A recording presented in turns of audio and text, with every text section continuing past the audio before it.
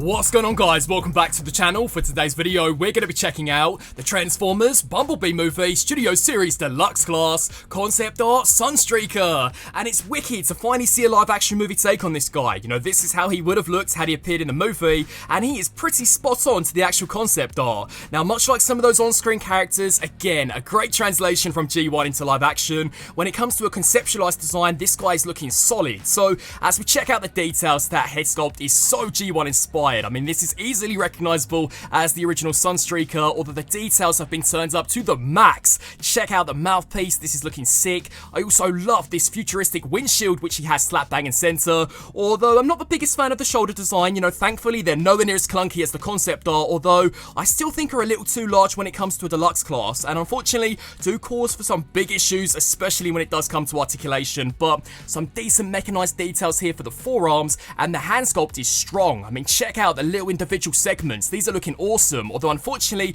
are lacking any kind of paint, so all of that amazing detail very quickly becomes washed out along with the rest of the yellow plastic. So yeah, that's a bit unfortunate, but I do really like the tubings you can see here for the skirt piece. You know, this guy really does seem as if though he would perfectly fit in with the live action movies. A sick shin design, I mean, check out those kind of cylindrical pieces embedded within, and the foot design is awesome. You know, this guy definitely shops in the same place as B127 because he too is packing these spiked boots which looks super heavy infantry. I can totally imagine him stomping around on the Cybertronian battlefield, or maybe giving one nasty high kick to an unfortunate Decepticon. And as we spin him around here to the back, again, a really strong design. The legs, unlike the arms, have been filled in front side to back, which, speaking of, unfortunately these are really gappy, and it's a shame because with the exception of these, this guy is pretty solid, and in some ways I think maybe they could have repurposed the useless kibble which is just hanging off here to the side. So yeah, not quite sure why they are so hollow, but I mean, look at the details here for the butt. Some really cool tubing. I love the backpack. I mean, the sculpting is awesome.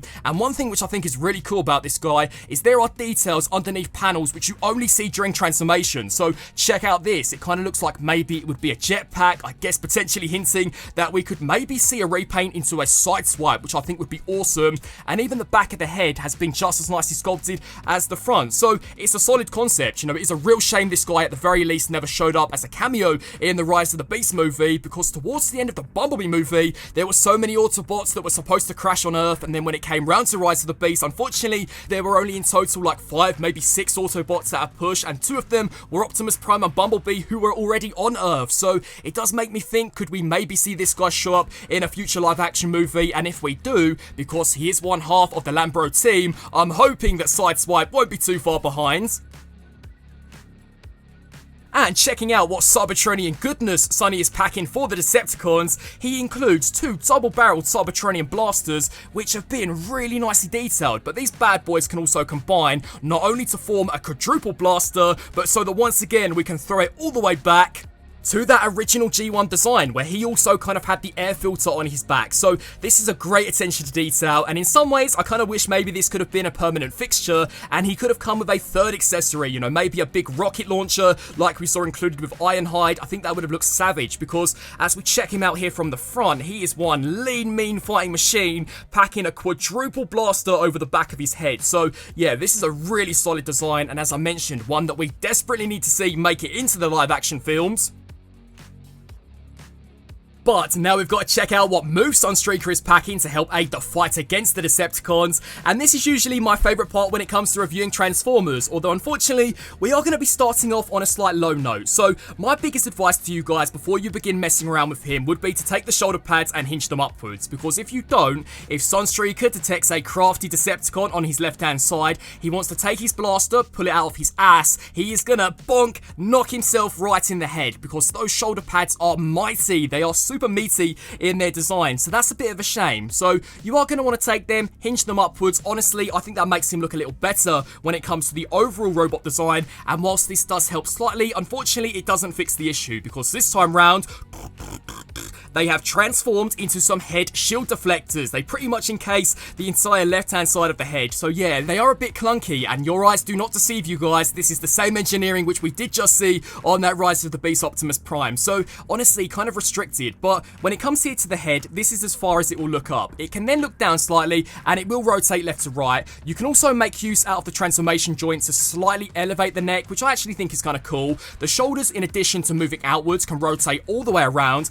There is then a bicep cut, so that's not too bad, and an elbow bend. Unfortunately, no wrist articulation at all. Kind of sucks. But here for the waist, this can rotate all the way around with no problem at all. So that's pretty decent. The hips, though, are definitely packing. So these can kick forwards. They will then kick back roughly to that far. They will kick out to the side, so you know you can literally have this guy smacking the escape pod of an enemy Decepticon and sending it crashing down on the Cybertronian battlefield. There is then a thigh cut, so that's neat. A knee bend, which bends pretty much to 90. And here for the ankles, I was so surprised. These can rock forwards all of the way, mainly due to transformation. There is an ankle cut, which can rotate in both directions, which is awesome, especially when getting this guy into a dynamic running pose. So the articulation is mostly there, especially when it comes to the legs. It really is just the shoulders which are letting this guy down. But as you guys all know, to see what Sunstreaker is truly capable of, we've got to whack him through the pose test.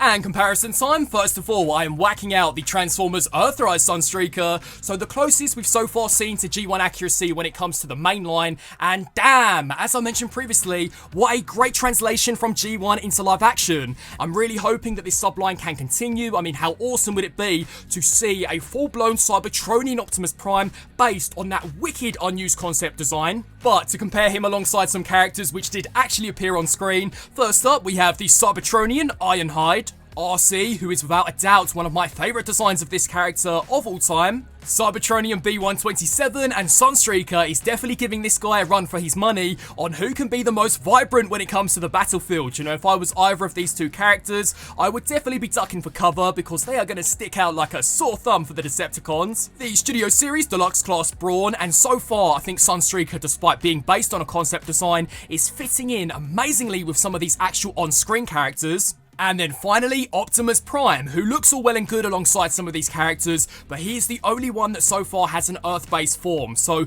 come on Hasbro, we need a Cybertronian Optimus Prime to really fit in with the rest of the actual Cybertronian Autobots.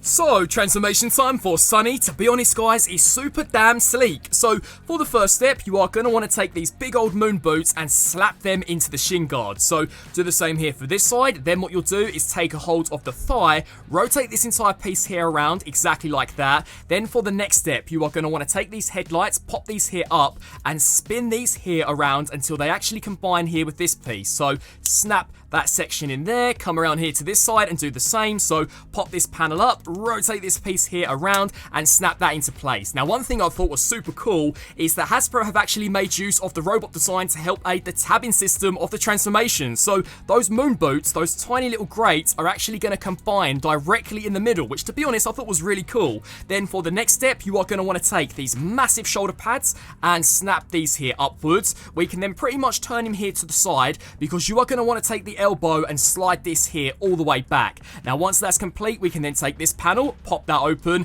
and swing this section here all the way around, come here to this side and pretty much do the same. So swing this entire section here down, pop open this panel and spin this here all the way around. Then for the next step, you are going to want to take a hold of that big awesome chest piece because this will now become the windshield of the vehicle mode. This will extend at multiple joints, and to be honest I thought the compression was really awesome, especially for a deluxe class. That entire panel was literally cramped inside the chest cavity, so that's pretty sick. Then what you'll do is take these windows and snap those there into place on both sides. Now these little hooks are actually going to slide into these tabs, so you are going to want to use both this hinge joint and the hips themselves to line it up perfectly. So bring this here down, snap that section there into place. Then for the next step, you are going to want to take that Sunstreaker head sculpt and push it into that hollow cavity. Then for the next step, we can take the backpack, slide this here all the way up and over until it tabs underneath the roof section.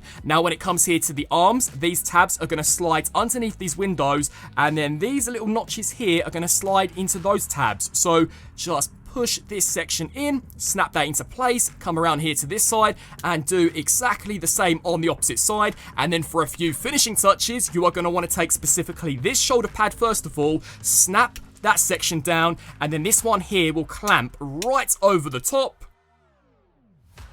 And bang! Here we have Sunstreaker fully transformed into his Cybertronian vehicle mode, and I think right now this has to be one of the most unique we've so far seen from this subline. So as we check out the details, Hasbro once again being deceptive Decepticons in the sense that, am I crazy, or does the front of this vehicle look vaguely reminiscent of an actual Lambo? You know, maybe if Lambos were on Cybertron, then this is exactly how they would look. Although as we spin him here to the side, Sunstreaker is packing probably the most unique wheel design I have ever seen on a mainline transformer, because the actual tire itself doesn't rotate. Instead, it is the internal rim, which I thought was sick. So once again, super futuristic, really alien in its design, and the quicker you kind of spin this, the more this looks like an actual turbine. So I can kind of imagine this guy cruising across the Cybertronian battlefield, leaving behind an energon trail, very similar to some of those Tron Legacy motorbikes. So that's really cool. I mean, check out the air intakes here along the side, and the rest of the details are just so sharp. You know, I think War for Cybertron was literally the blueprint when it came round to some of these Cybertronian designs, and it's brilliant to see that kind of carried over into the live action movie. So yeah, really nice vehicle. I mean, those big meaty shoulder pads kind of help to completely fill in the back of the vehicle, so I guess at least they're good for something. But guess what, guys, you can make him look even better once you smack on those quadruple blasters on the back, which once again kind of looks quite similar to the air filter of the original G1 Sunstreaker, which I thought was kind of cool. So yeah, really awesome blasters here. You can also split them into two distinctive weapons, snap them onto the ports here along the side, and have them act as almost pop-out cannons, B127 style. So even in vehicle mode, this guy is absolutely armed to the teeth. I can imagine him mowing down the Decepticon Seekers, taking out their kneecaps with his high speed, and then wiping off their heads with those massive blasters. And as we check out some vehicle mode comparisons, once again we have the Earthrise Sunstreaker on the right. So the new B-movie version is pretty much the original, just in its Cybertronian form, because check out the similarities. Once again, the air filter kind of being replicated here by the quadruple cannons. You get the intakes along the side, the kind of Lambo design up front. So yeah, I think they've done a really good job. This quite literally is the perfect translation from G1 into live action when it comes to not only the robot mode, but even here for the vehicle mode. And can you guys imagine how amazing this mold would look if it was recolored to resemble a G1 Sideswipe? I'm so hoping that Hasbro make use out of this, which I'm pretty certain they will, especially if their track record of this guy was anything to go by. But here he is compared alongside a character which did appear in the movie, where you have Cybertronian Ironhide. Now, despite him featuring in the film, he also never transformed. So pretty much all of these vehicles, with the exception of B127, are conceptualized. And you know what? When you kind of think of it like that, I think Hasbro did a great job in literally matching the personality of the character to the vehicle mode. I mean, Ironhide is this big chunky bruiser. It would totally make sense for him to transform into something which is slightly more heavy infantry. And the same goes here for Sunstreaker. You know, he is a cool dude, so he transforms into this super sleek Cybertronian sports car. I think at the moment they have nailed the look of the vehicles, and you can see that continue, especially here with the Cybertronian RC. I mean, to have her transform into a Cybertronian motorbike, I think was the perfect choice, and as I mentioned previously, easily one of my favorite designs for RC of all time, even beating that of the original G1 counterpart, because the robot mode just works so well, and it lends itself perfectly into the vehicle mode. You know, she's not left with a massive fat-ass backpack. So yeah, I'm super impressed with this subline so far. And then to compare him alongside a character which did actually transform in the movie, here we have B127. So again, despite this being conceptualized, it's still a design which I think perfectly fits in with that whole look and feel that we did see in the Bumblebee movie. I mean, even when you compare him alongside the Tetrajets, there definitely is something really futuristic and alien about these designs. And you know what? I would love if the upcoming Transformers 1 movie was pretty much this, just animated. That would be so awesome. Here he is compared alongside alongside one of the smallest B-movie deluxes released so far, we have Brawn. So in vehicle mode, Sunstreaker is definitely a pretty decent size, which I love to see, even being bigger than that of Ironhide, whereas that wasn't so much the case when it came round to the robot mode. And then finally, we have the B-movie Optimus Prime. So the only main character right now which hasn't received kind of the Cybertronian treatment when it comes to the Autobots. And as I mentioned previously, I think it would be amazing to kind of see that concept design of a Cybertronian Prime adapted into a leader class. It would look awesome. I'm hoping that this time next year there can maybe be a listing for a B-movie Cybertronian Prime, because personally I would love to see it.